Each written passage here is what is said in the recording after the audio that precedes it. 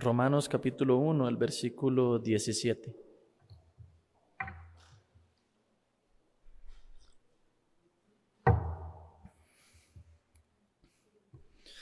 Romanos capítulo 1, el versículo 17. Dice así: porque en el Evangelio la justicia de Dios se revela por fe y para fe, como está escrito, mas el justo por la fe vivirá. Creo que esta mañana muchos hermanos esperaban ver al pastor David, pero de repente salí yo. Sí, en esta oportunidad el pastor David recibió la invitación de predicar en una iglesia amiga. Por eso Dios lo llevó allá para compartir el mensaje y me cedió este espacio. Creo que la única razón por la que puedo estar aquí es por la gracia de Dios. Y si no fuera la gracia de Dios, si no fuera el anunciar la palabra de Dios, entonces no habría otra razón importante por la cual oírme. Sin embargo, mientras meditaba en la palabra, Dios me hacía pensar mucho en el Evangelio. A menudo nosotros escuchamos acerca del Evangelio. Muchas personas piensan, sí, claro, el Evangelio es importante, el Evangelio es la buena nueva, la buena noticia. Pero cuando uno escarba un poco, no hay muchas personas que tengan un concepto claro de qué es el Evangelio. Por ejemplo, en la actualidad, cualquier predicador puede decir que comparte el Evangelio. Por eso yo un día estaba pensando, ¿cómo sería posible discernir o distinguir si alguien predica el Evangelio o predica otra cosa?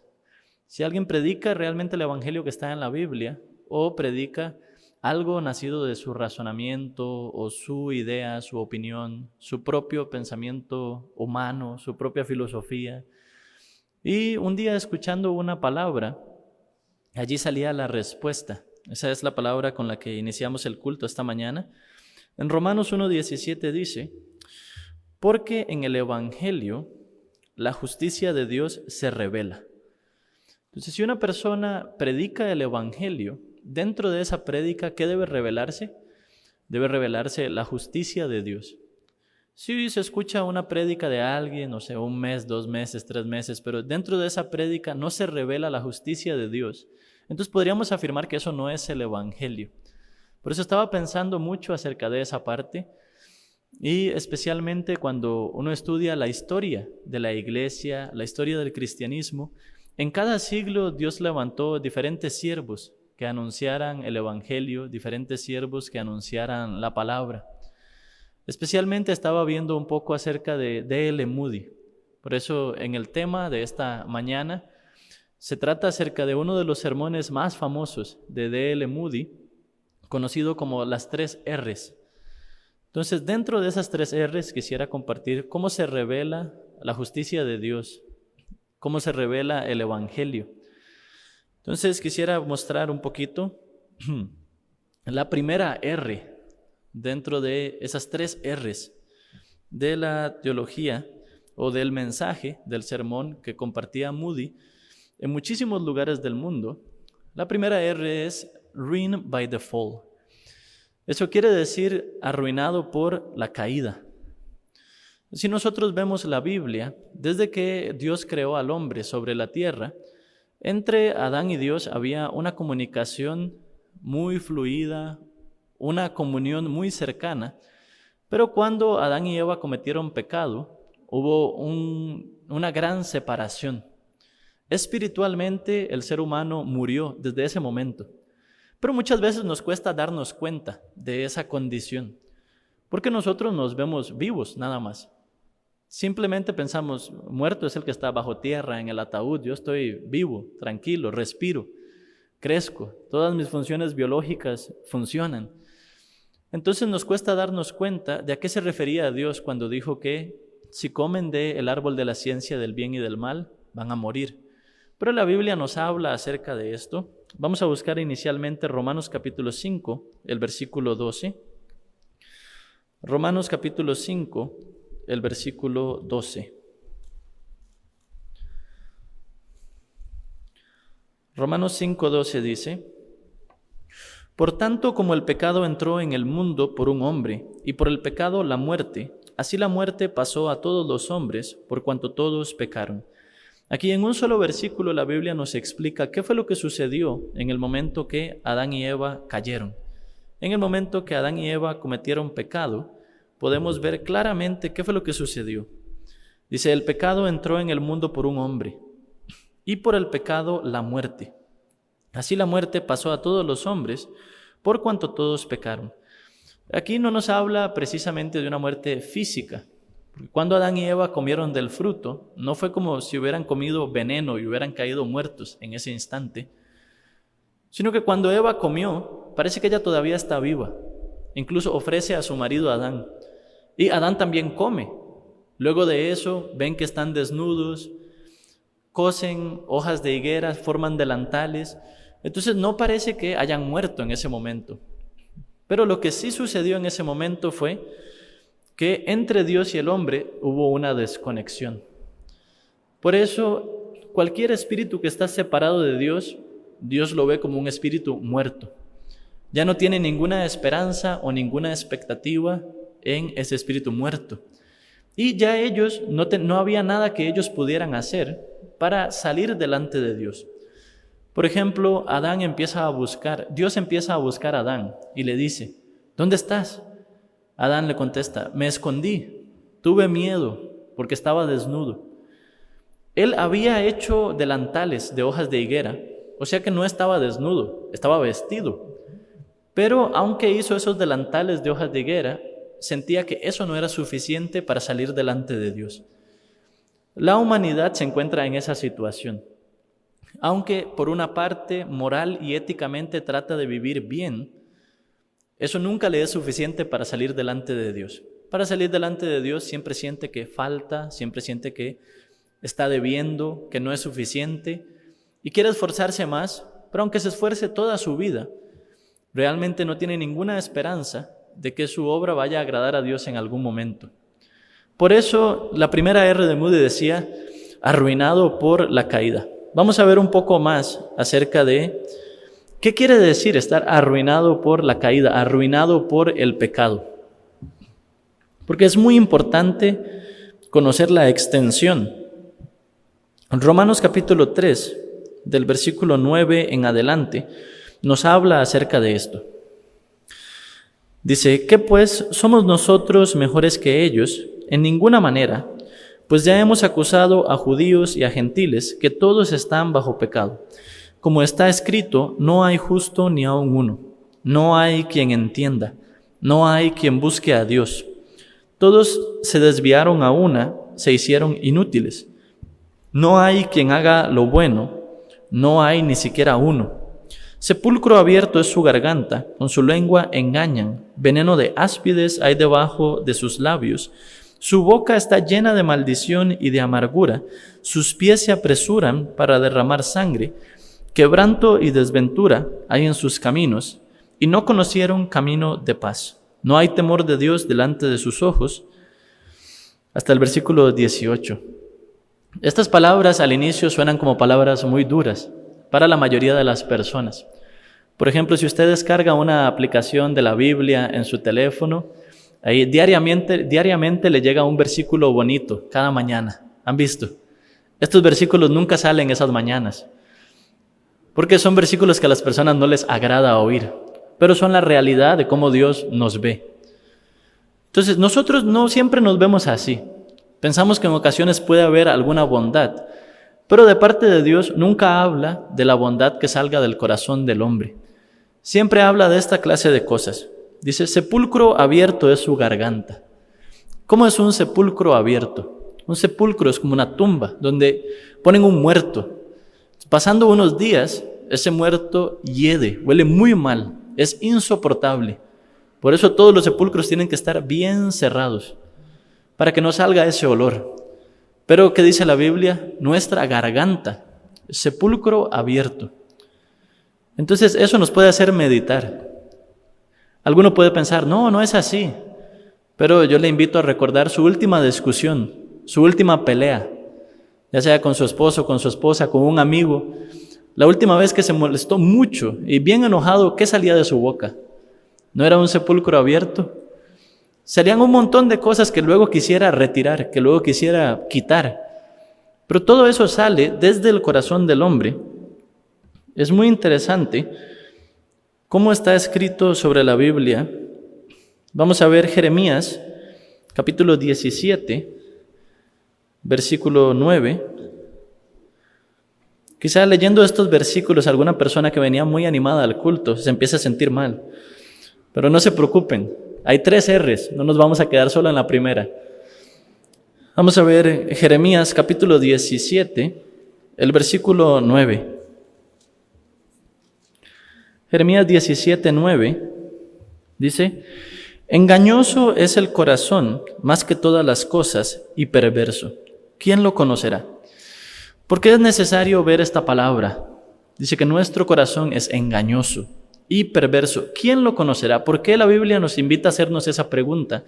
Porque nosotros creemos conocer muy bien nuestro corazón, pero la realidad bíblica es que nosotros no conocemos nuestro corazón. Dentro de nuestro corazón nace cualquier cosa, no sabemos de dónde viene con precisión. A veces nos cuesta discernir siquiera, eso es algo que viene de Satanás o es algo que venga de Dios, y fácilmente aceptamos cualquier cosa. ¿Por qué es importante saber que el corazón es engañoso? Porque cuando nuestro corazón nos dice, no, vea, usted sí tiene algo de bueno, vea, aquel día usted ayudó a aquel indigente, o aquel día usted está tratando bien a su familia, o vea, usted hizo esta bondad o esta parte benignamente. Nuestro corazón nos quiere engañar, pensando que hay algo de bondad dentro de nosotros, pero la Biblia describe claramente que eso no es así y nos advierte, no caiga en ese engaño. Su corazón le puede decir algo contrario a la Biblia muy fácilmente. Nuestro corazón nos puede decir algo fuera de la Biblia, ni nos damos cuenta, que encima no leemos suficiente para saber, ¿está en la Biblia o no está en la Biblia? Entonces, alguno puede creer que hace el bien de vez en cuando, que de su corazón nació algo bueno, pero ese algo bueno sería algo engañoso. Yo a menudo, hace mucho tiempo, me ponía a pensar, pero hay veces que uno sí parece que quiere hacer algo bueno por otra persona. No sé, quiere ayudarle, quiere hacerle un favor, y hay veces que sí parece que hicimos algo bueno por otra persona. Entonces ahí nos confundimos. Un día yo estaba pensando fríamente acerca de eso y me di cuenta que muchas de las acciones que consideramos buenas son acciones muy egoístas. ¿Saben por qué? Porque las hicimos para sentirnos bien. Entonces, aunque parece que ayudamos a otro, ¿cuál era el fondo del corazón? Al ayudarlo, yo me siento bien. Entonces, ¿para quién lo hizo? Para usted mismo, no para otra persona. Así, muchas de las bondades del hombre son sumamente engañosas, porque bíblicamente son falsas, no existen. Entonces, si usted quiere buscar algo que no existe en la Biblia, siempre tendría que buscar algo que sea falso, algo que sea una mentira. Vamos a ver San Marcos, capítulo 7.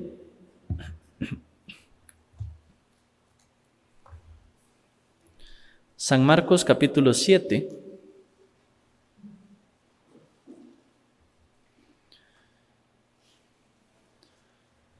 Es muy importante ver en toda la Biblia, porque alguna persona dice, no, eso está en el Antiguo Testamento, eso no aplica.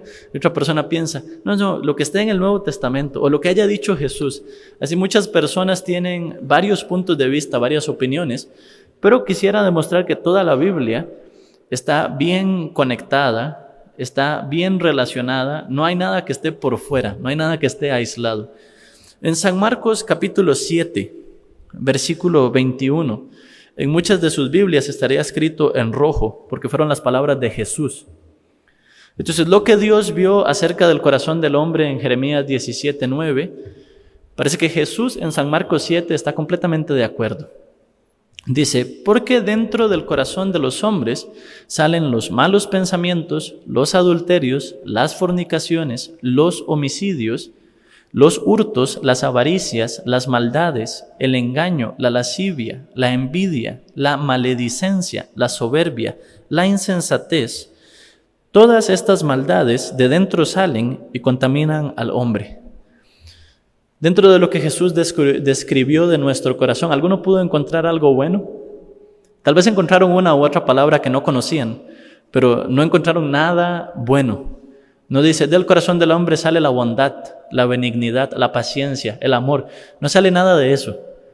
Sino que claramente la Biblia nos describe un montón de cosas feas que salen dentro del corazón del hombre. ¿Por qué? Desde que Adán y Eva comieron del fruto, ellos empezaron a vivir con otra ciencia del bien y del mal.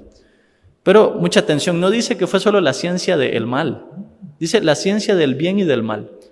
Para Dios, lo que Adán considera bien y lo que Adán considera mal, ambos son malos. Esa es la parte donde las personas se confunden. Pero yo pienso que eso está bien. Claro, esa es su ciencia que heredó desde Adán. Pero Dios, ¿qué dice? Eso está mal. Entonces ahí nuestro corazón empieza a chocar con la palabra. Verdaderamente es así como Dios dice. Dice que eso es lo que sale, entonces eso es. Tenemos que partir de una buena base. La base del cristianismo real, la base del cristianismo puro, tiene esta primera R bien marcada. Bien, como es una base. La base tiene que ser sólida, fuerte para poder edificar lo demás. Por eso en nuestra vida de creencia es importante que podamos reconocer todos estos aspectos, porque finalmente vamos a ver cómo esta base contribuye a todo lo demás. Vamos a ver un poquito más en Jeremías capítulo 13, versículo 23. Algunas personas pueden pensar, yo me voy a esforzar, yo voy a cambiar eso, esforzándome mucho, vamos a sacar algo bueno. Pero Jeremías capítulo 13, versículo 23, ¿cómo está escrito? Dice, mudará el etíope su piel. El etíope es conocido por tener una piel muy oscura. Dice, mudará el etíope su piel y el leopardo sus manchas. Así también podréis vosotros hacer bien estando habituados a hacer el mal. Hermanos, ¿qué dice la Biblia? ¿Usted está habituado a hacer el bien o está habituado a hacer el mal? Aunque usted esté hoy participando de este culto, aunque usted se haya levantado temprano, esté sentado en la iglesia, la Biblia dice que usted está habituado a hacer el mal. Yo también. No hace falta pensar mucho para darnos cuenta que es correcto. A mí me llama la atención. Tengo un bebé pequeño, va a cumplir 1 año ahora en marzo. Pero puedo ver que él está habituado a hacer el mal. Porque para enseñarle algo bueno, hay que repetirle 30, 40, 50 veces. Para que diga mamá, para que diga papá. Hay que repetirle muchas veces. Pero lo que usted le dice que no haga, él lo hace muy rápido. De vez en cuando abriendo el basurero y saca sus pañales. Y así, por todo el cuarto. No toque. Eso está mal. Pero cuando usted se descuida, ¿qué está haciendo de nuevo? Abriendo el basurero otra vez. Entonces, desde pequeños podemos ver. A un niño le tratan de enseñar varias veces. Diga por favor. Diga gracias. Es difícil. Practicando, y recién una vez dice por favor, la siguiente se le olvida. Pero, cuando a algún adulto se le sale una mala palabra, ¿el niño qué hace? Lo repite. Nadie le pidió que lo repitiera, pero lo empieza a repetir. En una sola oportunidad ya lo aprende. Qué interesante. Nos muestra la naturaleza del hombre. Está habituado a hacer el mal. Hacer el bien parece que hay que enseñarle, parece que hay que repetirle, parece que hay que esforzarse, pero si usted no se esfuerza, el mal sale. Aunque usted no se esfuerce nada, el mal muy naturalmente sale del hombre. Nadie tiene que enseñarle a hacer el mal. Nadie tiene que enseñarle las malas palabras. Nadie tiene que enseñarle a hacer un daño. Por ejemplo, a un bebé nadie le enseñó a golpear a otro, pero lo hace. Es muy interesante. Pero la Biblia dice, estamos habituados a hacer el mal. Entonces, realmente el ser humano no tiene esperanza. Realmente el ser humano no tiene ninguna capacidad, no tiene ningún control, no tiene nada bueno. Pero algunas personas, ignorando esto, quieren tratar de hacer algo bueno para alcanzar a Dios. Quieren tratar de hacer algo bueno para recibir una bendición de Dios. Pero ese no es el camino que la Biblia describe. Porque en esa condición en la que nosotros estamos muertos, vamos a ver Efesios capítulo 2.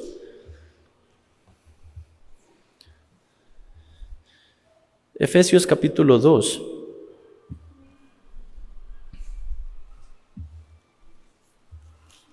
El versículo 1.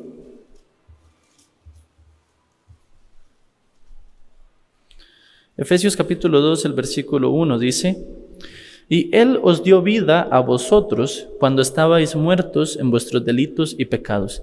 La condición del hombre es estar muerto en delitos y pecados. Romanos capítulo 3, versículo 23. Romanos 3, 23. Dice claramente, el versículo 23 dice: por cuanto todos pecaron y están destituidos de la gloria de Dios. Realmente la realidad del hombre es esa.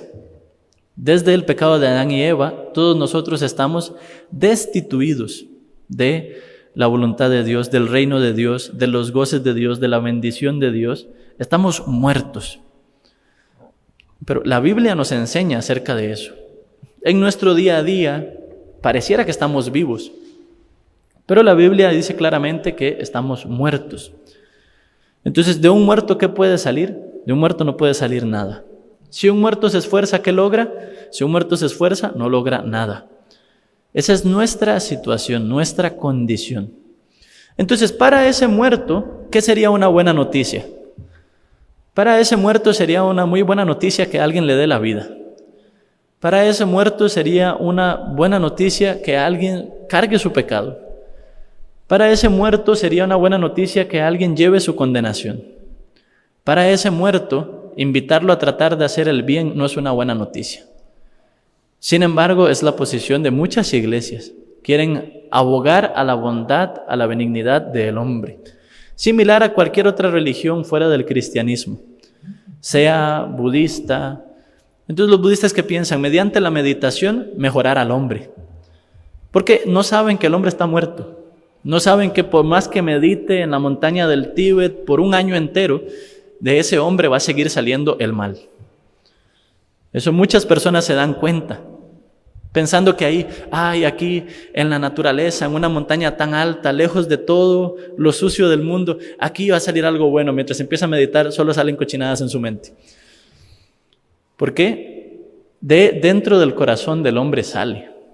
No importa si se alejó de la ciudad, si trató de hacer lo que quisiera hacer para tratar de que saliera algo bueno, de dentro de su corazón siguen saliendo las cosas que tanto Dios como Jesucristo mencionaron en su palabra. Por eso, verdaderamente nuestra situación era esa: estar destituidos, estar fuera de todo lo bueno. Eso tiene que estar muy claro. Verdaderamente allí está la respuesta de muchas de las dudas que las personas tienen acerca del cristianismo.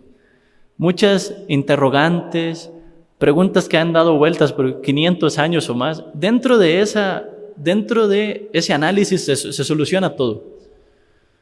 Pero eso vamos a ver un poquito más adelante. Vamos a ver un versículo más para terminar la primera R. Vamos a ver Eclesiastés capítulo 7. Eclesiastés capítulo 7, el versículo 20. Dice: ciertamente no hay hombre justo en la tierra que haga el bien y nunca peque. Esa es la realidad. Y Salomón, considerando a todos los hombres de la tierra, pensando mucho, con toda esa sabiduría que Dios le dio, dijo: no hay hombre justo en la tierra que haga el bien y nunca peque. Quiere decir, mediante la obra humana no hay ningún justo, como leímos en Romanos también. Pero en la Biblia aparecieron muchos justos. Aparecen cerca de 300 apariciones de que la Biblia habla de el justo. También el apóstol Pablo escribió: el justo por la fe vivirá. Entonces no hay un justo que pueda llegar a ser justo por su obra, pero hay otro camino para la justicia. Que aquí es donde se tiene que empezar a revelar la justicia de Dios, ¿cierto? Vamos a ver la segunda R. Dice: redeemed by the blood. Quiere decir redimido por la sangre. Aquí quisiera explicar bastante. Porque, no sé, las personas que estén viendo esta transmisión o las personas que se encuentran en este salón de culto, pero a mí me costaba mucho hacer una relación entre lo que hizo Jesús hace 2000 años y lo que yo estoy viviendo hoy. Me era difícil entender esa parte. Si yo me voy a la avenida central y empiezo a preguntar a las personas, ¿usted sabe quién es Jesús? La mayoría me va a decir que sí. Entonces le pregunto, ¿qué hizo Jesús? Jesús es el Salvador. Ok.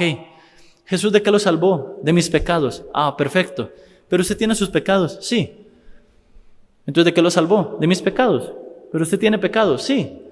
Porque yo peco todos los días. Ok, está bien. Entonces, ¿qué hizo Jesús? Las personas no hallan una relación. Lo que Jesús hizo en la cruz y lo que nosotros vivimos hoy, hay una relación importante que nosotros debemos conocer. Si no sabemos de esa relación, entonces nos es muy difícil entender diferentes cuestiones. Porque si no entendemos eso, entonces ¿cómo entenderíamos algo más complicado, algo más difícil? A mí esa parte me costaba mucho. Dice que Jesús me salvó hace 2000 años. ¿Cómo? ¿Cómo la muerte de Jesús hace 2000 años se relaciona conmigo? No muchas personas pueden responder eso con claridad. Por eso las personas, aunque saben esa teoría, en sus corazones no se hace una práctica, no se hace una realidad, no se vuelve algo real. Dicen, sí, Jesús vino a este mundo, murió por mis pecados hace 2000 años, pero yo hoy sigo pecando, entonces soy pecador. Entonces, sin pensar profundamente, sepulta toda la obra de Jesús. No sabe el valor de esa sangre que fue derramada, no sabe el valor que tiene esa sangre a los ojos de Dios, no sabe cómo esa sangre le limpió, aunque estemos viviendo 2000 años después.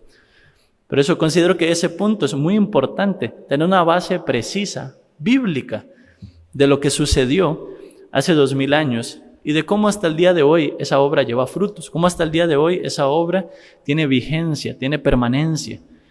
Vamos a ver un poco. Para comprender eso, Dios nos dio un regalo muy grande. Para poder comprender eso, Dios nos regaló la ley, llena de sombras y ejemplos que nos permitan saber el alcance de esa obra de Jesús. Vamos a ver un momento de Hebreos capítulo 10, el versículo 1. Hebreos capítulo 10, el versículo 1 dice, porque la ley, teniendo la sombra de los bienes venideros, no la imagen misma de las cosas, nunca puede, por los mismos sacrificios que se ofrecen continuamente cada año, hacer perfectos a los que se acercan. Entonces, para saber cómo la obra de Jesucristo se relaciona con nosotros, primero tenemos que ir a buscar en la ley, para poder ver la sombra. La sombra nos es un símbolo, un ejemplo de lo que iría a suceder para poder entender cómo funciona. En el libro de Levítico, capítulo 4, ahí aparece acerca de los sacrificios de distintos animales y, sobre todo, importante, el derramamiento de la sangre. Ahí aparece en Levítico capítulo 4 una sombra donde nos explica precisamente. En el capítulo 4 vienen varios ejemplos. ¿Qué pasa si el sacerdote comete pecado? ¿O qué pasa si X o Y clase de persona comete pecado? Finalmente, en el versículo 27, habla de una persona del pueblo. Por ejemplo, una persona cualquiera. Como yo no soy sacerdote ni nada por el estilo, entonces me interesa desde el versículo 27. Una persona del pueblo. Dice, si alguna persona del pueblo pecare por yerro, haciendo algo contra alguno de los mandamientos de Jehová, en cosas que no se han de hacer y delinquiere. Siguiente. Luego que conociere su pecado que cometió, traerá por su ofrenda una cabra sin defecto, por su pecado que cometió. 29. Y pondrá su mano sobre la cabeza de la ofrenda de la expiación y la degollará en el lugar del holocausto. Luego con su dedo el sacerdote tomará de la sangre y la pondrá sobre los cuernos del altar del holocausto y derramará el resto de la sangre al pie del altar. Entonces aquí no voy a alargar mucho la explicación, pero sí quiero que quede muy claro esta imagen. Vamos a ver desde el versículo 27. Dice, si alguna persona del pueblo pecare por yerro, haciendo algo contra alguno de los mandamientos de Jehová, en cosas que no se han de hacer y delinquiere. Una persona primero comete pecado. Entonces nos podemos identificar, ¿o no? Porque todos los días, todas las semanas, todos los meses, nosotros también hacemos algo en contra de los mandamientos de Jehová. no solo los 10 mandamientos, sino los 613 mandamientos que hablan los primeros 5 libros de la Biblia, son claramente infringidos a propósito o sin culpa, como sea, ha delinquido la ley de Dios. Lo primero que debe de hacer es darse cuenta. Si no se da cuenta, entonces ahí queda. No puede solucionar si no se da cuenta. Por ejemplo, si una persona tiene cáncer, pero no se hace los diagnósticos, no va al hospital, no se da cuenta, entonces no puede tratarse, no puede recibir tratamiento. Entonces el pecado también, lo primero es darse cuenta. Cuando nosotros vemos los 10 mandamientos nada más, ¿nos podemos dar cuenta o no? Yo no puedo vivir así. Yo no puedo cumplir esto. Este tal vez sí, este ya no. Pero la Biblia dice, si incumpliere un solo punto, entonces se hace culpable de todos. Nosotros a veces quisiéramos que la ley fuera como la escuela. Por ejemplo, puede perder hasta 30, 35 puntos, igual pasa. Pero la Biblia no es así. Dice, si pierde un solo punto, entonces ya perdió todos. O sea, 99 y 0 es la misma calificación. Únicamente vale 100.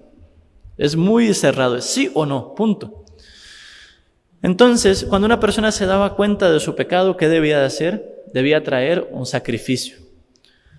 Podía ser una vaca, una cabra, un cordero.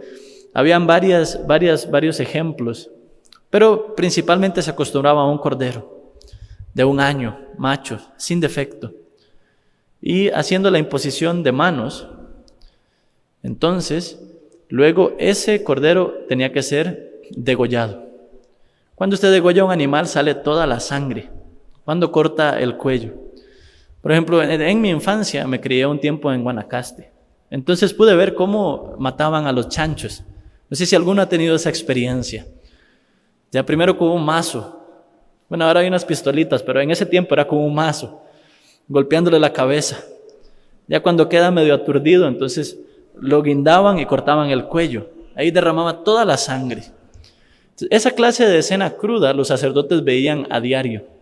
Porque los pecadores llegaban, ponían sus manos sobre la cabeza del cordero y ahí el animal era degollado, entonces salía toda la sangre. Pero imagínense nada más, 600,000 israelitas.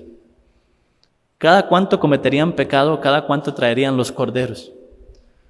Creo que en ese tiempo la ganadería era un muy buen negocio. Te vende corderos, sus clientes son fijos. Sí o sí va a volver a pecar. Sí o sí va a venir la semana siguiente, va a comprar más corderos. Y si usted mismo los vende, usted también lleva el suyo para su propio sacrificio. Entonces la Biblia describe que del tabernáculo salía un río de sangre. Dios, viendo esto, también nos mostró una segunda sombra, una segunda imagen que aparece en Levítico capítulo 16. Vamos a ver. Levítico capítulo 16.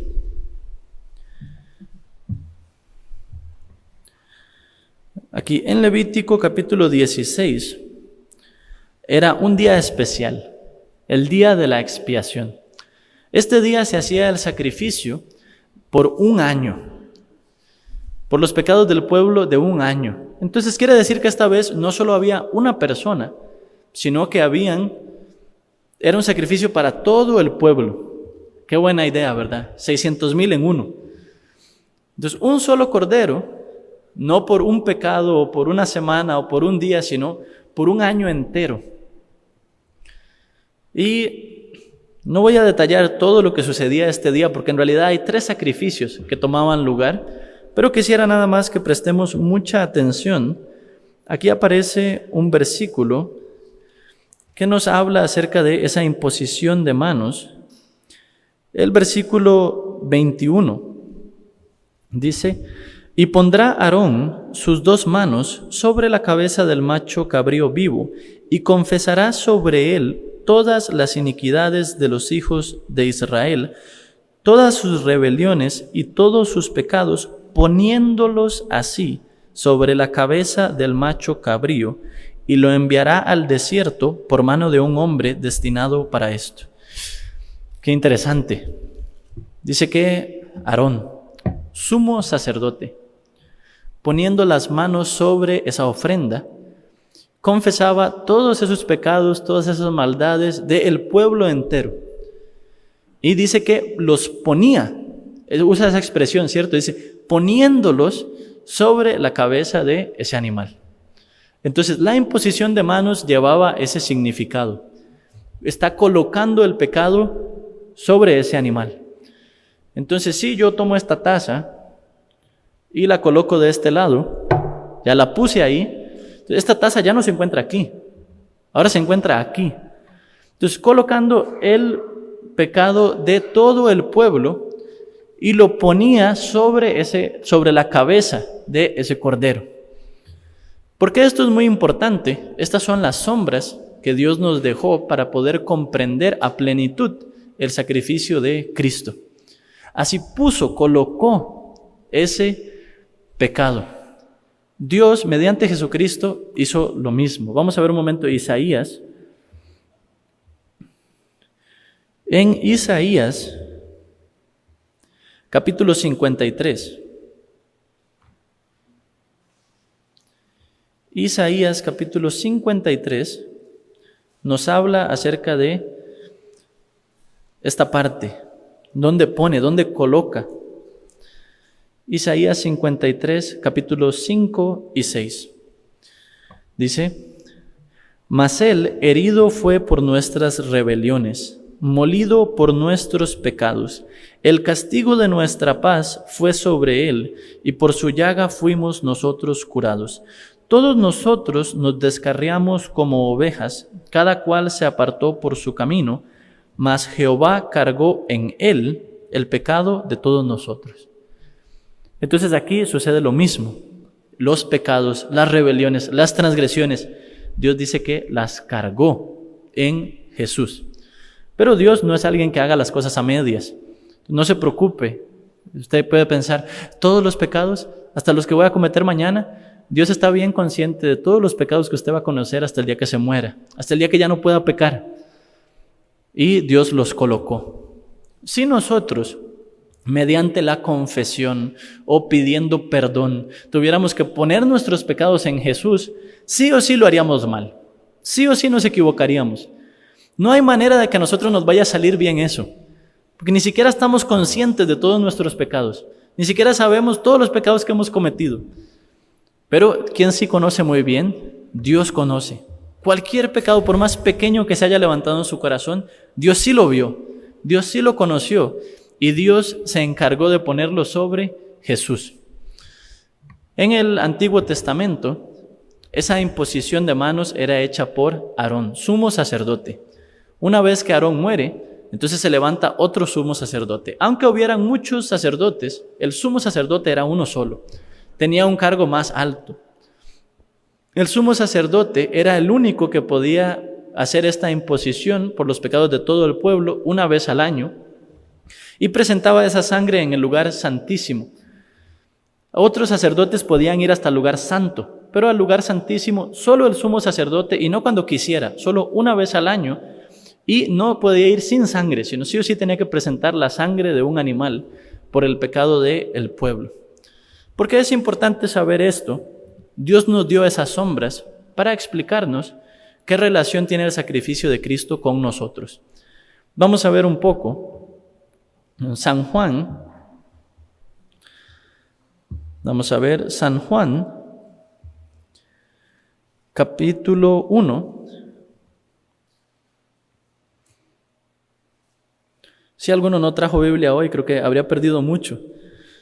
Pero luego en su casa, con una Biblia, con un cuaderno, con mucho silencio, escucha, ve cada uno de los versículos, lee. Entonces creo que Dios le daría mucha gracia en su corazón. San Juan capítulo 1, el versículo 6. Dice, hubo un hombre enviado de Dios, el cual se llamaba Juan. Este vino por testimonio, para que diese testimonio de la luz, a fin de que todos creyesen por él. Ya, Dios en el Nuevo Testamento mandó a un hombre, dice, hubo un hombre enviado de Dios, se llamaba Juan. Dice que este vino por testimonio, para que diese testimonio de la luz. Entonces, él no era la luz, sino que él tenía que dar testimonio de la luz. La luz es Jesucristo. Juan tenía que dar un testimonio de Jesucristo, pero el versículo 7 me impacta. Dice, a fin de que todos creyesen por él. Entonces, dentro del testimonio de Juan está la clave para que todos nosotros podamos creer en la luz. Muchas personas ignoran ese papel tan importante que Dios le dio a Juan.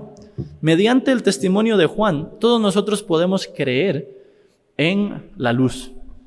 Pero ¿cuál sería ese testimonio? ¿Qué fue lo que él hizo? ¿Cómo lo hizo? ¿Y qué condiciones reunía él para hacerlo? Vamos a ver primeramente, para contestarnos esas preguntas, San Lucas, capítulo 1.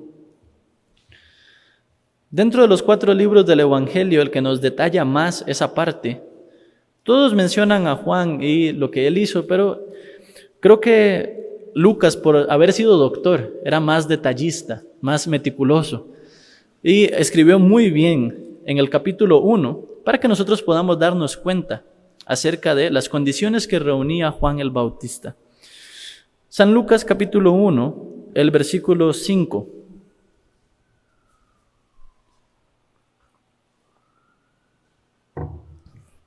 San Lucas capítulo 1, versículo 5. Dice, hubo en los días de Herodes, rey de Judea, un sacerdote llamado Zacarías, de la clase de Abías. Su mujer era de las hijas de Aarón y se llamaba Elisabet. Entonces, para ser un sumo sacerdote hay que reunir 2 condiciones. Hay que tener ancestros, sumos sacerdotes. Eso es importante. Porque desde Aarón, sus hijos, tenía 4 hijos, 2 murieron por ofrecer fuego extraño delante de Dios en el templo, y los otros 2 sí tuvieron hijos. Entonces ahí viene la genealogía de los levitas, de los sacerdotes. Curiosamente, San Lucas capítulo 1, versículo 5 nos aclara acerca de los padres de Juan el Bautista. Dice que el padre era Zacarías, dice que era sacerdote, dice que era un sacerdote de la clase de Abías. Si nosotros vemos Primera de Crónicas, vamos a ver un momento. Primera de Crónicas, capítulo 24. Primera de Crónicas, capítulo 24, nos habla acerca de cómo estaban ordenados, distribuidos los sacerdotes desde Aarón. Dice así, el versículo 1. También los hijos de Aarón fueron distribuidos en grupos, los hijos de Aarón, Nadab, Abiú, Eleazar e Itamar. Mas como Nadab y Abiú murieron antes que su padre, no tuvieron hijos, Eleazar e Itamar ejercieron el sacerdocio. Y David con Sadoc y los hijos de Eleazar y Ahimelech con los hijos de Itamar los repartió por sus turnos en el ministerio, y de los hijos de Eleazar había más varones principales que de los hijos de Itamar. Los repartieron así: de los hijos de Eleazar 16 cabezas de casas paternas, y de los hijos de Itamar por sus casas paternas 8. Entonces de un hijo había 16 y del otro hijo había 8. ¿Saben dónde está aquí Abías? En el grupo de los primeros 16, el número 8. Vamos a ver el versículo 10. Dice, la 7ª a Cos y la 8ª a Abías. Aquí está hablando de uno de los tatarabuelos de Zacarías. ¿Comprenden? Desde Aarón se ve una línea clara hasta Zacarías. ¿Y qué nos dice acerca de, volviendo a San Lucas, qué nos dice acerca de Elisabet, su madre? Dice, su mujer era de las hijas de Aarón y se llamaba Elisabet. Tanto por el lado de su papá, por el lado de su mamá, de los 2 lados había linaje de sumo sacerdote. Juan reunía esas características. En ese tiempo algunas personas se confunden. Leyendo otras partes de la Biblia dice que el sumo sacerdote era Caifás y otros. Pero esos otros sumos sacerdotes ni siquiera eran linaje de Aarón, sino que eran personas que por favores políticos eran establecidos por Herodes. No eran sacerdotes según la ley de Dios desde el libro de Levítico. Y entonces Juan, la otra condición que tenía para ejercer el sacerdocio, tenía que tener 30 años. Por eso muchas veces las personas se preguntan, ¿por qué Jesús inició su ministerio cerca de los 30 años? Porque para iniciar su ministerio tenía que iniciar recibiendo el bautismo de Juan. Pero Juan no podía bautizarlo hasta que tuviera 30. Y Juan es 6 meses mayor que Jesús. Entonces, hasta que Juan tuvo los 30 años, Jesús pudo acercarse a él y recibir el bautismo de Juan. Vamos a ver un poquito más sobre esa parte en San Mateo capítulo 3. San Mateo capítulo 3.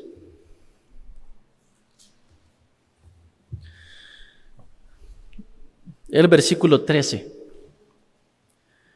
Dice así: Entonces Jesús vino de Galilea a Juan al Jordán para ser bautizado por él.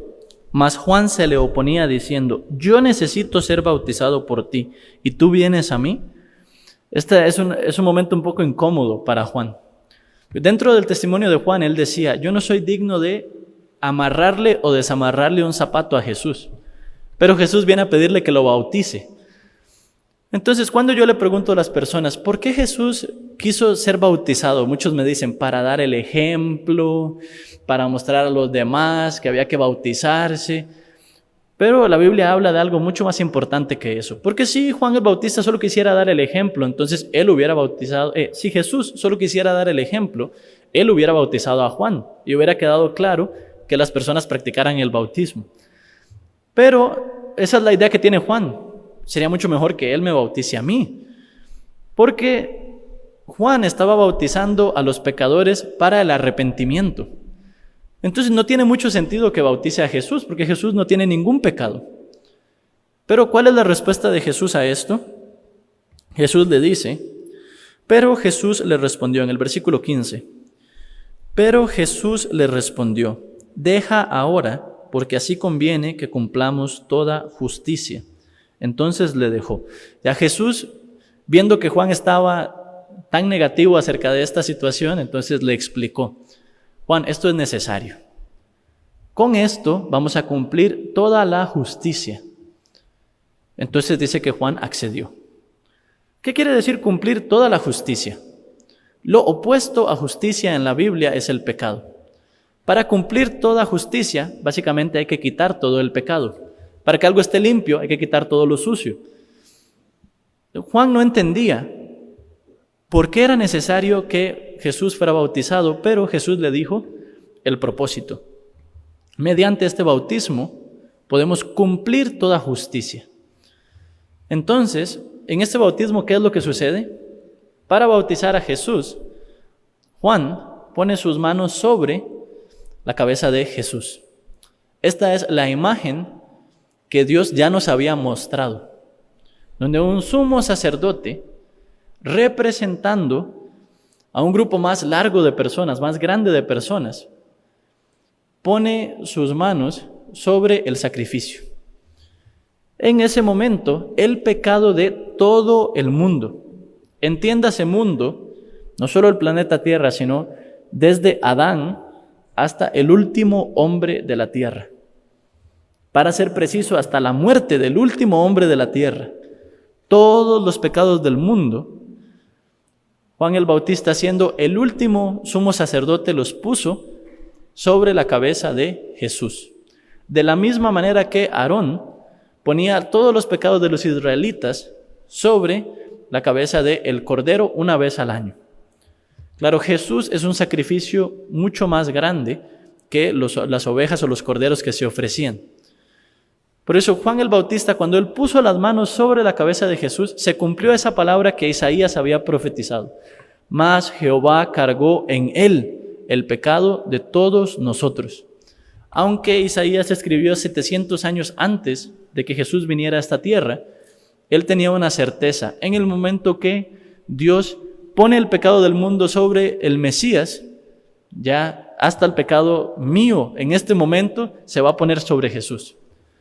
Por eso, de la misma manera que Isaías, nosotros podemos encontrar ahora la relación. Aunque yo estoy viviendo en este momento en el 2021, aunque nací en el 93, y Jesucristo caminó en la tierra hace 2000 años, lo que Él hizo cuando Juan el Bautista puso sus manos sobre la cabeza de Jesús, mi pecado, no solo mi pecado del 93 hasta hoy, sino mi pecado de toda mi vida. Porque imagínense, desde la cruz, desde hace 2000 años, toda mi vida es futuro, ¿cierto? Yo ahora puedo hacer una diferencia entre mi pasado, mi presente y mi futuro, Pero desde hace 2000 años, toda mi vida era futuro, entonces no hay diferencia. Los pecados que yo voy a cometer en adelante fueron puestos en Jesús, mediante este plan que Dios armó con las manos de Juan el Bautista. Ahora, mucha atención a San Juan 1:29, porque nosotros leímos en San Juan 1 que mediante el testimonio de Juan podíamos creer, ¿cierto? Una vez que Juan presenta el bautismo, los cielos fueron abiertos y al día siguiente, San Juan 1:29 dice, el siguiente día vio Juan a Jesús que venía a él y dijo, he aquí el Cordero de Dios que quita el pecado del mundo. Ya San Juan 1:7 decía que mediante el testimonio de Juan podíamos creer en la luz, ¿verdad? Y San Juan 1:29 está el testimonio de Juan. He aquí el Cordero de Dios que quita el pecado del mundo. Ese es su testimonio, porque Él puso el pecado ahí. Dios lo utilizó para poner todos nuestros pecados en Jesús, entonces ahí Él puede testificar. El Cordero de Dios. ¿Por qué dice el Cordero? Yo siempre pensaba, le hubieran puesto un animal más imponente, no sé, el león de Dios o el águila de Dios. Pero, ¿por qué Juan dice el Cordero? Porque es la imagen de aquellos corderos que morían por el pecado. Dice, he aquí el Cordero de Dios que quita el pecado del mundo. ¿A quién está hablando? A todos los pecadores que venían a bautizarse con Juan. Decía, ya, vean bien, ahí está. El Cordero de Dios que quita el pecado del mundo. Porque en ese momento ya Jesús está cargando. Pero no solo hay que cargar, sino que Romanos 6:23 nos enseña, la paga del pecado es la muerte. Entonces Jesús desde ese momento inicia un camino hasta la cruz. Muchas personas piensan que Jesús vino a hacer milagros, que Jesús vino nada más a predicar, a dar buenas enseñanzas en el monte. No es así. Sí, claro, hizo todo eso. Pero su objetivo principal por el cual recibe el nombre de Jesús es por ser el Salvador. ¿Y salvarnos de qué? Algunos discípulos se confundían. Pensaban que iba a ser una especie de liberador político. Entonces le decía, ¿cuándo va a liberar a Israel de esta opresión de los romanos? Pero Jesús no era un liberador político, sino que era el Salvador de los pecados. Por eso el testimonio de Juan en el que nosotros podemos creer, una vez que él pone las manos sobre Jesús, se da cuenta, así se cumple toda justicia. El pecado de la humanidad está en Jesús. Al día siguiente él testifica, he aquí el Cordero de Dios que quita el pecado del mundo. Así podemos darnos cuenta. Entonces sí, lo que Jesús hizo hace 2000 años tiene una completa relación con mi persona. Porque en el momento que Juan el Bautista puso sus manos sobre Jesús, mi pecado también fue puesto en Jesús. Por eso después de eso, la Biblia solo nos habla de creer, solo nos habla de aceptar lo que ya está hecho. Lo que ya está hecho, solo hay que aceptarlo. Usted no puede pretender cambiarlo o mejorarlo o hacerle nada, sino aceptarlo, recibirlo. Ahí se empieza a revelar la justicia de Dios. Todos los personajes grandes de la Biblia que aceptaron ese sacrificio de Jesús fueron considerados justos delante de Dios. Abraham en San Juan capítulo 8 dice que él vio el día de Jesús y se gozó. Dice que creyó a Abraham y le fue contado por justicia. Tal vez la obra de Abraham no daba para hacerse llamar justo. De él también salían cosas malas, salía miedo, salía desconfianza, vendía a la esposa, hacía un montón de cosas terribles. Pero cuando él creyó en Jesús, Dios, ¿qué dice? Y creyó a Abraham y le fue contado por justicia. La fe, el creer, es lo que Dios puede reconocer como justicia. Al que cree en ese sacrificio de Jesús, al que acepta ese testimonio que dio Juan el Bautista, a ese le llamo justo, a ese le considero justo. Si usted pretende ser justo dejando de pecar, nunca lo va a hacer. Nunca. Porque la misma Biblia que dice, nunca va a dejar de pecar. No hay hombre que haga el bien y nunca peque. Aunque vaya a todas las iglesias del mundo, aunque se congregue todos los días, aunque lea toda la Biblia cada semana, de usted va a seguir saliendo pecado. Pero usted acepta la obra de Jesucristo, entonces Dios le considera justo. Dios dice, esa fe cuenta como justicia. Esa es la justicia de Dios. Los personajes grandes de la Biblia no fue que vivieron de manera impecable, irreprensible. Todos tenían debilidades, pero todos creyeron, aceptaron una cosa. En Jesús fueron depositados todos mis pecados. Por eso ese testimonio de Juan es tan valioso. Mediante ese testimonio, entonces, todos pueden creer en la luz, ¿o no? Ahora vamos a ver un poquito más. Es muy importante. Muchas veces las personas se preguntan, ¿y si peco mañana? Si tuviera $1 cada vez que me hacen esa pregunta, tendría muchos dólares. Las personas se preguntan, ¿y mañana? ¿Qué pasa si peco mañana? Porque no han entendido la extensión del sacrificio de Jesús. Pero Dios nos explicó, nos enseñó, hasta tomó la delicadeza, la molestia de dejar una sombra, dejar un ejemplo, para que nosotros podamos comprender acerca de lo que sucede si usted peca mañana. Vamos a ver Números, capítulo 19. Dentro de todas las ofrendas que uno puede observar en el Pentateuco, en los primeros 5 libros de la Biblia, prácticamente solo aparece esta, que sea una ofrenda para pecados futuros. Por eso no es un buen ejemplo para poder saber, ¿qué pasa si peco mañana? Una vez que he creído en este evangelio, en este testimonio de Juan, en este sacrificio de Jesús. Números, capítulo 19.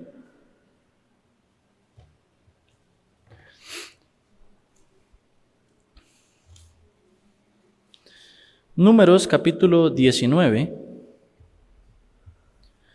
desde el versículo 1. Dice, Jehová habló a Moisés y a Aarón diciendo, esta es la ordenanza de la ley que Jehová ha prescrito diciendo, di a los hijos de Israel que te traigan una vaca alazana perfecta, en la cual no haya falta, sobre el cual no se haya puesto yugo. Y le daréis a Eleazar el sacerdote, y él la sacará fuera del campamento y la hará degollar en su presencia. Y Eleazar el sacerdote tomará de la sangre con su dedo y rociará hacia la parte delantera del tabernáculo de reunión con la sangre de ella 7 veces. Y hará quemar la vaca ante sus ojos, su cuero y su carne y su sangre, con su estiércol, y hará quemar. Luego tomará el sacerdote madera de cedro e hisopo y escarlata, y lo echará en medio del fuego en que arde la vaca. Vamos a ver hasta ahí, porque no tenemos mucho tiempo. Pero lo que se hacía con esta vaca alazana, era una vaca como un color rojo, rojizo. Una vaca muy rara. No era lo usual, no era lo normal encontrarse esta vaca. Era un sacrificio muy especial. Quemaban esa vaca. No solo se quemaba la vaca, sino que se quemaba con algunos componentes importantes en esta mezcla. Dice que ponían madera de cedro e hisopo. También ponían escarlata. Entonces, ¿qué nos quiere mostrar Dios acerca de este sacrificio? Si nosotros, la Biblia, solo se puede interpretar con la Biblia. No debe ser lo que sale de nuestro conocimiento, de nuestra imaginación, sino que la Biblia misma se interpreta. Entonces, el cedro, el hisopo, aparecen en otra parte de la Biblia. Podemos ver un momento a Reyes, Primera de Reyes, capítulo 4, el versículo 33. Primera de Reyes, capítulo 4, el versículo 33. Aparece cuando el rey estaba disertando, estaba pensando, considerando. Dice, también disertó sobre los árboles, desde el cedro del Líbano hasta el hisopo que nace en la pared. Aquí está hablando acerca de cómo Salomón, con mucha sabiduría, consideró todas las cosas. Por ejemplo, luego dice, sobre los animales, sobre las aves, sobre los reptiles, sobre los peces. Esto está hablando que pensó, meditó sobre todo. Cuando dice sobre los árboles, dice desde el cedro. El cedro era el árbol más grande, una madera muy buena. Y el hisopo, dice, el hisopo que nace en la pared, como lo más pequeño, lo más insignificante. Por eso, cuando en el sacrificio de la vaca alazana se presenta el cedro, el hisopo, está hablando de un concepto de todo. Desde lo más grande hasta lo más pequeño, desde lo más ancho hasta lo más delgado, todo.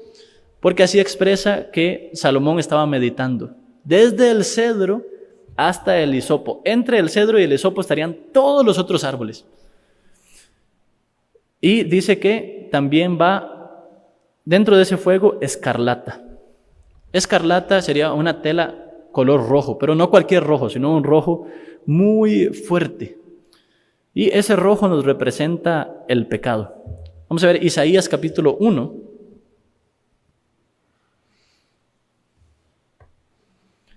Quisiera que hoy lleven toda la Biblia en sus corazones.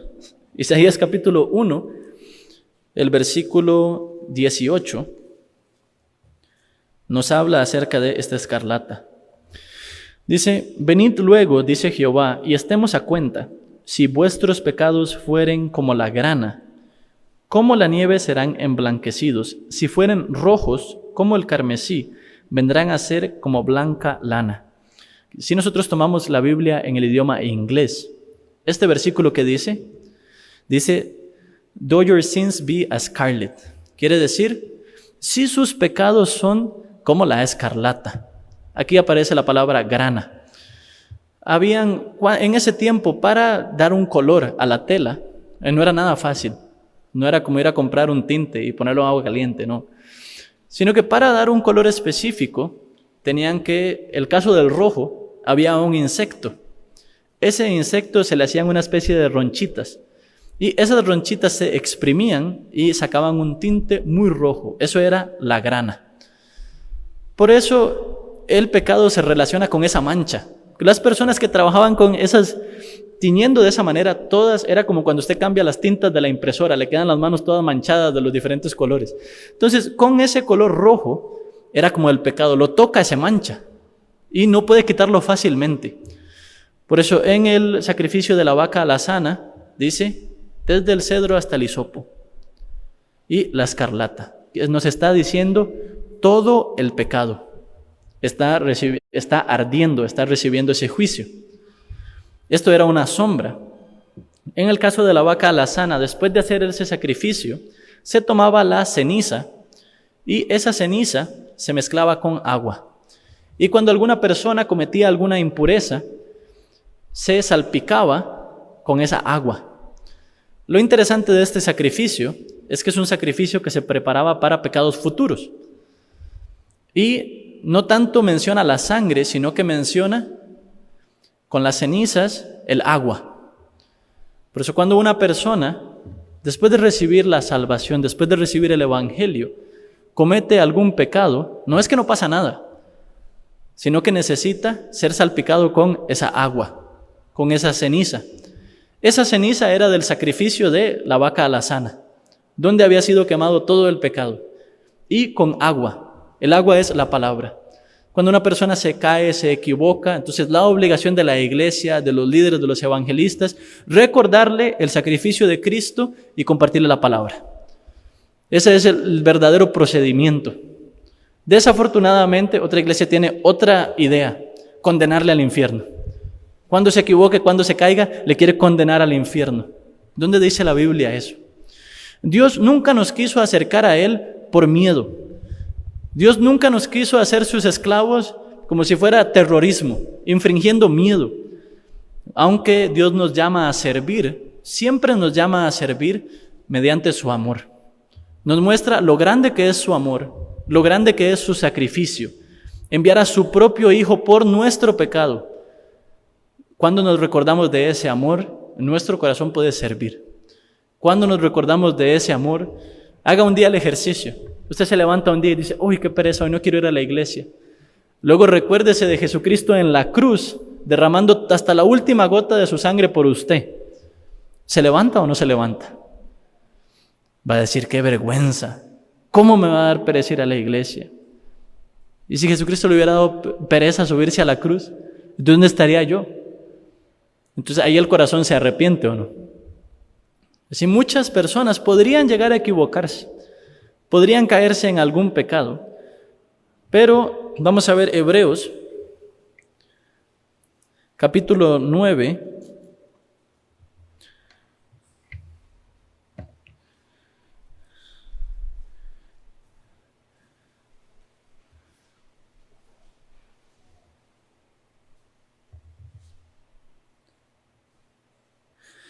Hebreos capítulo 9, el versículo 13, dice así: porque si la sangre de los toros y de los machos cabríos y las cenizas de la becerra rociadas a los inmundos santificaban para la purificación de la carne, cuánto más la sangre de Cristo, el cual mediante el Espíritu Eterno se ofreció a sí mismo, sin mancha a Dios, limpiará vuestras conciencias de obras muertas para que viváis, para que sirváis al Dios vivo. Dice, sí, esas cenizas rociadas purificaban. ¿Cuánto más la sangre de Cristo no va a limpiar nuestras conciencias para servir a Dios? Entonces, el que piensa que para que una persona sirva a Dios debe darle miedo, debe temerle al infierno, debe tenerlo debajo del zapato, esa persona no cree en la sangre de Cristo. Porque si cree en la sangre de Cristo, entonces diría lo mismo que el versículo 14. ¿Cuánto más la sangre de Cristo, el cual mediante el Espíritu Eterno se ofreció a sí mismo sin mancha, dice, limpiará vuestras conciencias de obras muertas para que sirváis al Dios vivo? En su conciencia pueden querer levantarse muchas obras muertas,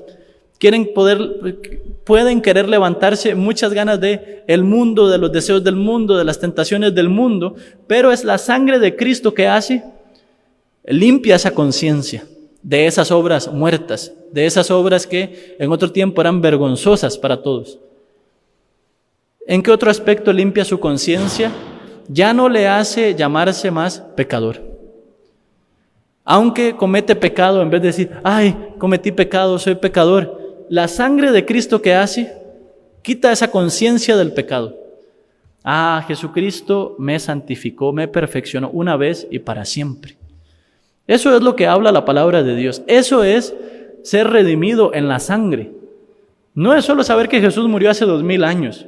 Eso cualquiera lo sabe y sigue diciendo que es pecador. Sigue obedeciendo a esa conciencia pecaminosa.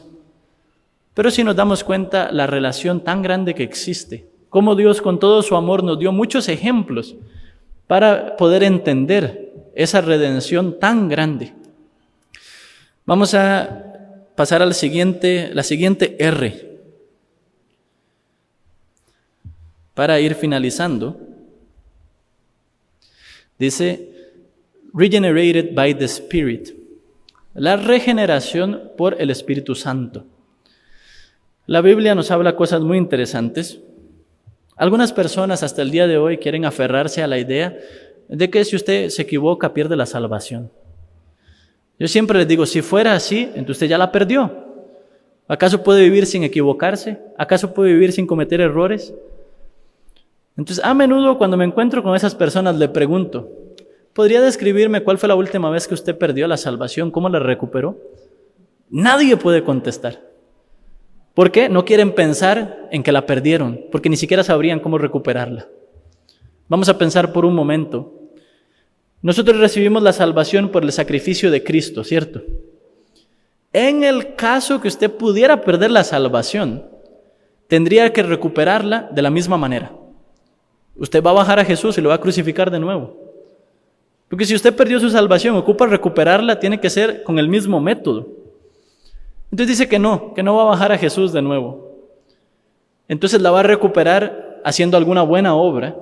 Esa persona no cree en Jesús, porque con su obra desde el principio quería ser justo. La salvación no es un mérito, no es un premio por una buena obra, no es así, sino es 100% hecha por Jesucristo. Nuestra parte, creer, aceptar. San Juan capítulo 3, versículo 16 dice, porque de tal manera amó Dios al mundo que ha dado a su Hijo unigénito para que todo aquel que en Él cree no se pierda, mas tenga vida eterna.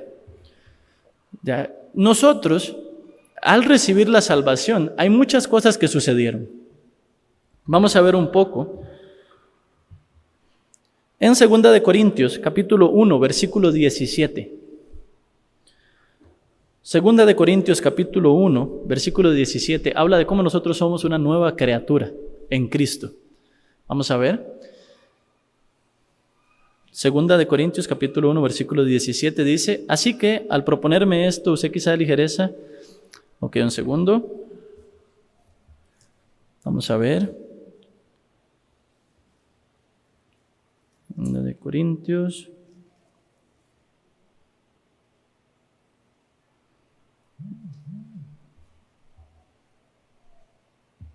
Ok, no sería la palabra. Bueno, vamos a buscar en Romanos capítulo 6, versículo 4.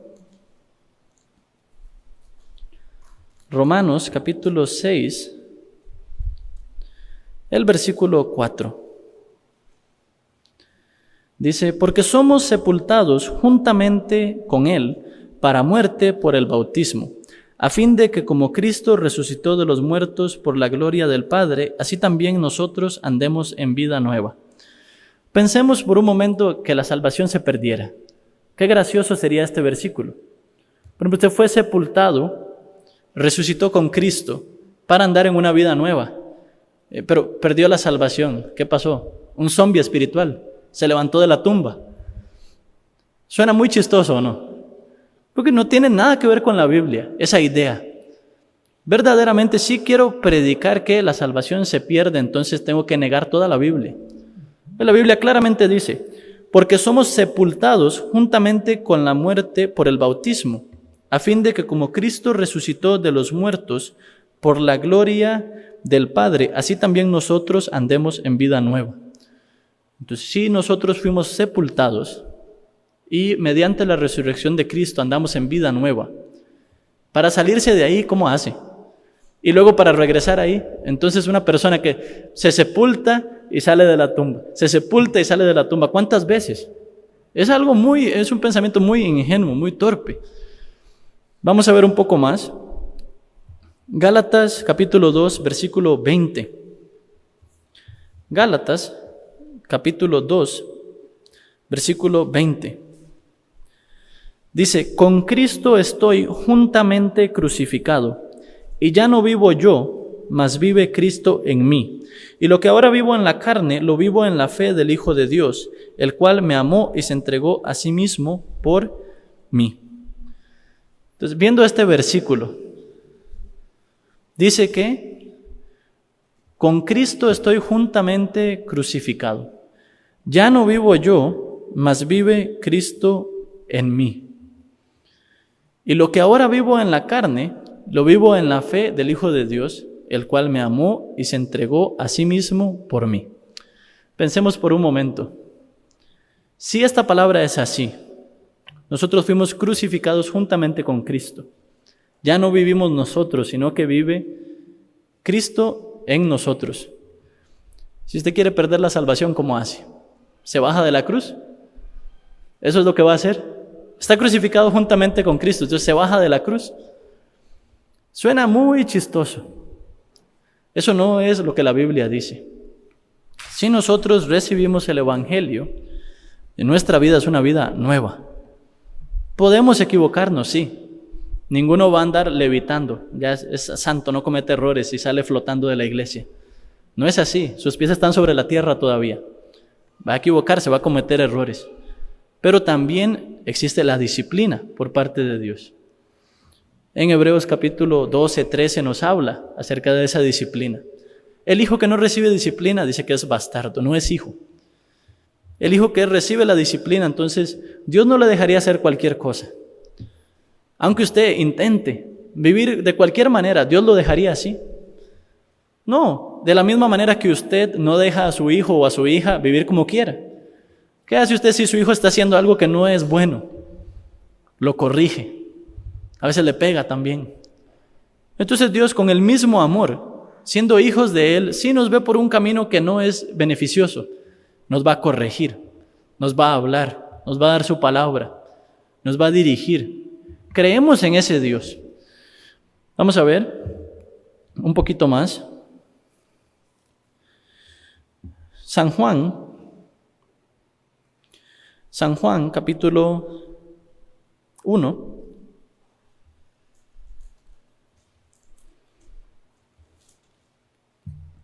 San Juan capítulo 1,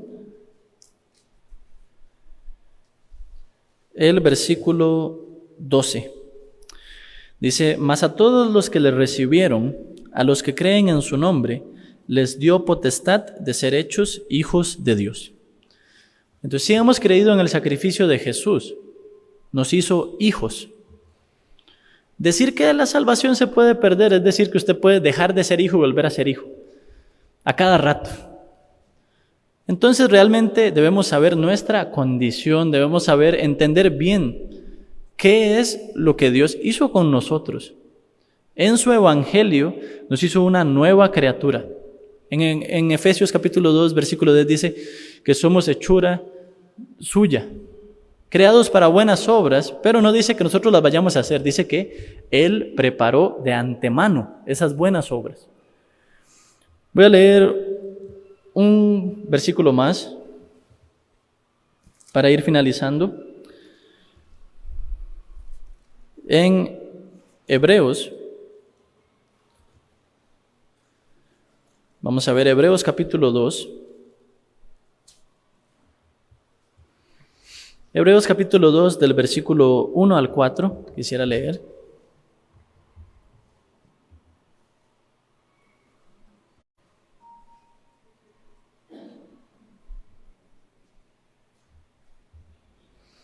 Hebreos capítulo 2, versículo 1 al 4. Dice, por tanto es necesario que con más diligencia atendamos a las cosas que hemos oído, no sea que nos deslicemos, porque si la palabra dicha por medio de los ángeles fue firme, y toda transgresión y desobediencia recibió justa retribución, ¿cómo escaparemos nosotros si descuidamos una salvación tan grande, la cual, habiendo sido anunciada primeramente por el Señor, nos fue confirmada por los que oyeron, testificando Dios juntamente con ellos, con señales y prodigios, y diversos milagros, repartimientos del Espíritu Santo según su voluntad? Y mientras que alguien escucha esta conferencia, esta predicación, podría pensar, no, pero vea, en Hebreos dice que, ¿cómo escaparemos si descuidamos una salvación tan grande? Ya es uno de los versículos que es interpretado más entre los cristianos. Piensa que sí, vean, si me descuido, entonces pierdo la salvación. Si muchas personas tienen esa idea, han recibido esa enseñanza también. Pero realmente la Biblia hablaría algo así. ¿Qué quiere decir deslizarse? ¿Y qué quiere decir descuidar una salvación tan grande? El tema de esta predicación era las 3 R's de Moody.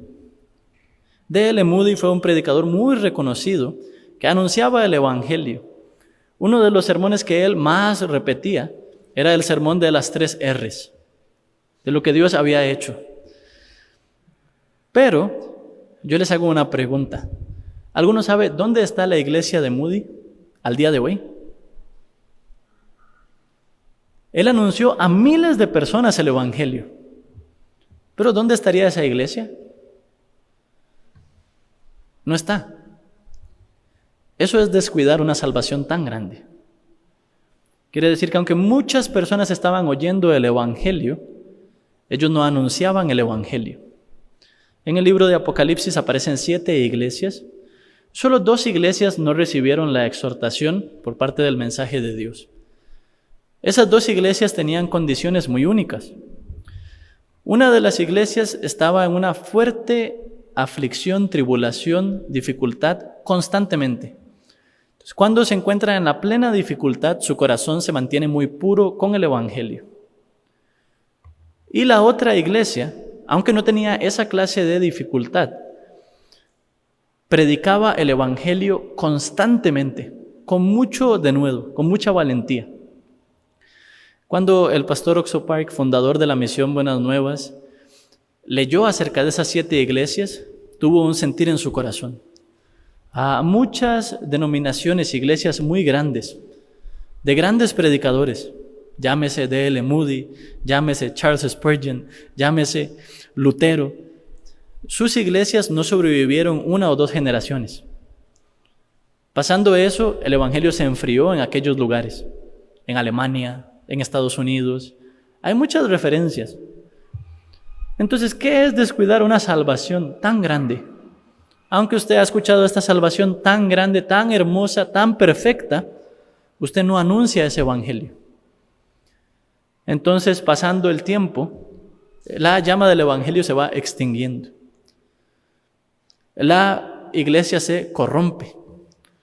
Por eso el pastor Oxopair dio una dirección para la misión Buenas Nuevas: que predique el evangelio con locura hasta el final. Así se mantiene pura la iglesia. Así los hermanos se mantienen despiertos. Así el corazón de los creyentes se mantiene fuerte, anunciando el evangelio. Por eso nuestro pastor, el pastor David, todos los días nos repite: un alma más.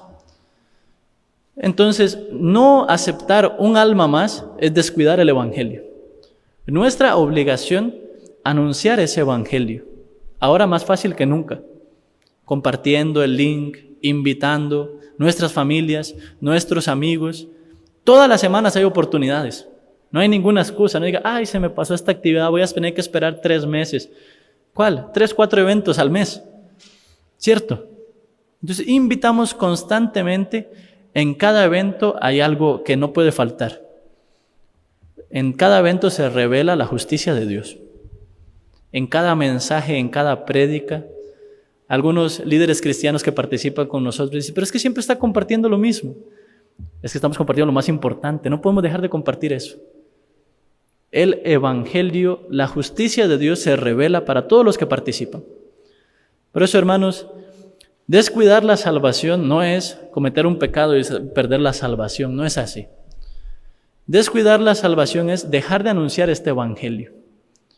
Así, muchas iglesias de miles de personas con el evangelio puro también se extinguieron. Se apagó esa llama del evangelio. Uno dice, pero habían miles recibiendo la salvación, ¿dónde están? Cerraron sus bocas. Por eso, nosotros que conocemos este evangelio tan hermoso, no cerremos nuestra boca. Si cerramos nuestra boca, entonces estamos descuidando una salvación tan grande. Ahí sí, ¿cómo escaparemos si descuidamos esa salvación tan grande?